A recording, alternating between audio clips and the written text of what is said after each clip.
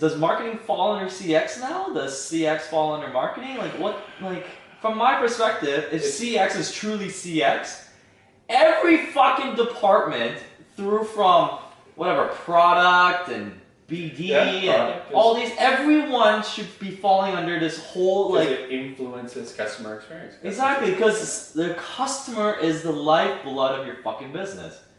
So yeah, but this is my point: is that you just formalized a role recently over the last 3 or 4 years. It's become this buzzword, and if it didn't exist in your company before, then your company must have just like died. Yeah. It drives me insane. Yeah. Like it's just, and I remember reading, it was a LinkedIn post. They were interviewing 4 like experienced CS leaders, and why is it, or how did you get into it? And none of them had any sort of formal background. They didn't come to it like with this body of knowledge. It was like, oh yeah, I was running support, and this role was the natural kind of progression for me. I'm like, what the fuck does support, like, how is that any different than just being a leader of support? If that's kind of the way you define the CS role, right? And typically that's what it is. Yeah. But I come back to, you can't sit there and target an objective to say, we're going to increment our CS. No, it's an outcome. It's simply an outcome. Yeah. Right? Your touch point with sales, how did that go? Did they, listen to you? Did they hear what you had to say? Did they define a solution within your budget, that met the needs of your business? Okay. Continuing on through to implementation. How did the project go? What was the touch points? What was the conversations? Were they, did they deliver as close to the scope as possible? Yeah. And then through to support. All of that is interactions that a customer has. Yeah. Right? To get to an outcome of, yes, it's a measurable customer success is measurable, and it was realized because all of these things. Yeah. It's not, this is where we're trying to get to, so therefore we're going to do all this stuff. It's the other way. No. It drives me fucking insane because it's just like, they're like why is CX a term now? Like it's just. But here's the thing though. I feel it's like just like ABM. I think Marketo was the one who initiated the whole ABM bullshit wave. It's existed. Yeah. Big data's existed. Yeah. Okay, so this is funny because what was it? I watched it wasn't a podcast, it was a video on like Neil deGrasse Tyson. Yeah. And he was talking about a lot of our innovations in the consumer world now are all based on the money that we're already spending on technology and innovations in the science world and in the military world. Okay. Right? Just take whatever military grade fucking aluminum or something and just attach that to a fucking car now, and it's just like it's like, I don't know. It just drives me insane. No, I hear you. All these fucking buzzy, trendy ass terms, and I think you gotta cut through that noise, right? It's just noise. Yeah. And it's about creating careers, creating opportunity, which I guess it's fair. But don't try to kind of like, what's the compensation plan for a CX leader? Like, how do you like, do they touch market? If they touch literally every facet of every department, like that guy might as well just be the fucking like CEO of the company. But that's where this whole CRO role came in to be. Is this connection, recognizing that there's marketing and sales both drive top line. Yeah. And when you have, it's oftentimes the reality is you have objectives that conflict between marketing and sales. Yeah. So putting it under a single leader, it hopefully creates a better cohesion between the two. That's because marketing and sales both drive revenue. So to put in a CRO, that makes sense. Yeah. You're accountable to drive revenue based on marketing and the sales function. Yeah.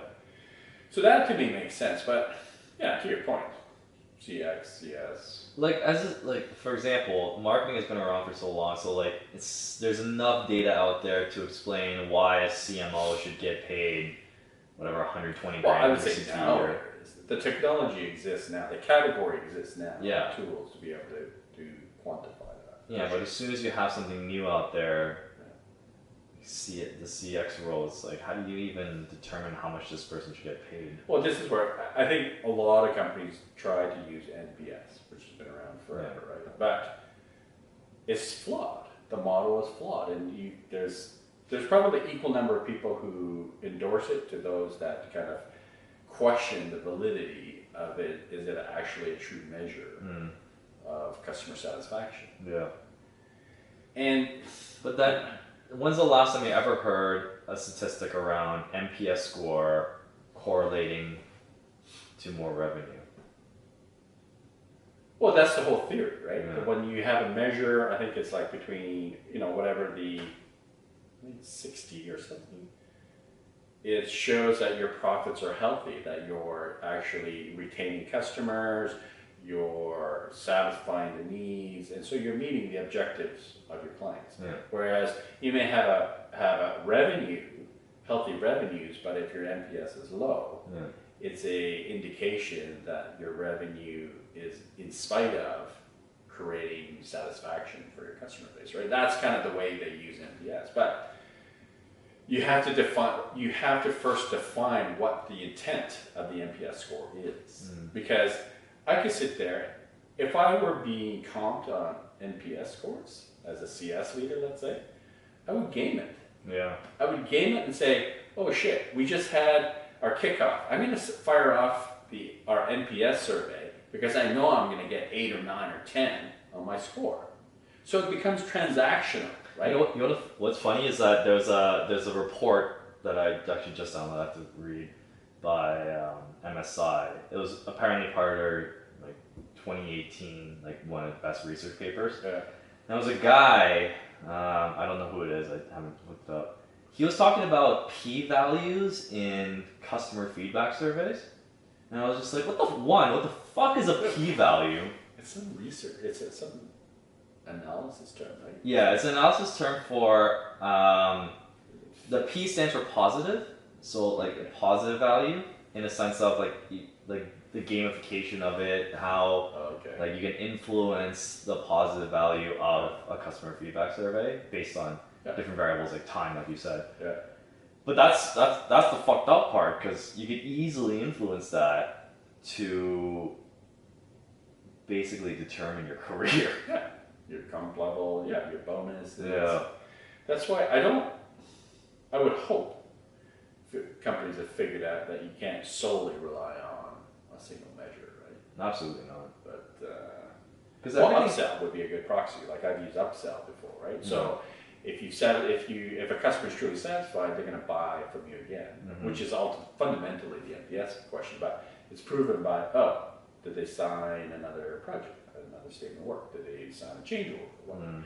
What is the incremental revenue that you generated from a single account? That's a good measure of customer satisfaction. Well, the natural way of like any statistical analysis is introducing a couple of other variables into it to make it make more sense, right? So the good part about the upsell thing is that you are tying the NPS score to a revenue measure or to a semi-independent variable. Yeah.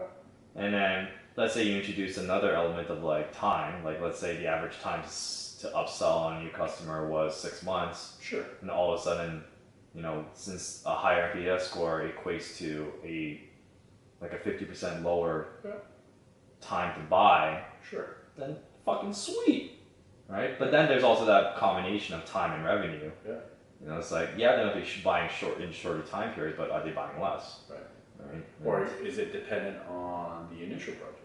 Maybe it was just a proof of concept, so now you're doing full rollout. Is it actually an indication that they're happy, or they just feel that they're stuck with you because you started? Mm-hmm. Referenceability would be another proxy, right? Yeah.